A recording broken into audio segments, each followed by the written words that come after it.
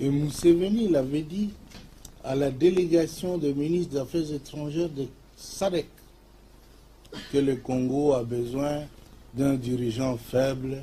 Kabila est trop fort. On lui dit faites ceci, il refuse.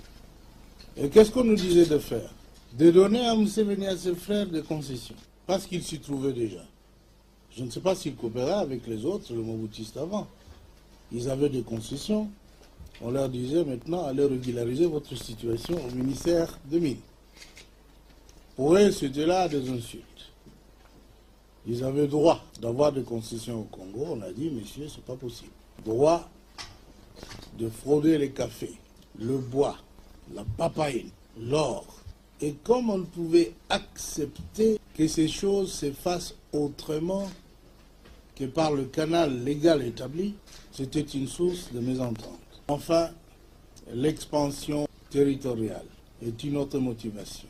L'empire Hima-Tutsi a besoin de territoires, de terres congolaises. Et vous savez que nous ne sommes pas d'accord. Je viens d'apprendre ici, que vous n'êtes pas d'accord non plus. Alors, cette guerre qu'on nous impose est une guerre injuste. Nous devons la dénoncer. Nous sommes venus la dénoncer parce qu'il y avait une duplicité dans l'attitude de beaucoup de pays de la communauté internationale.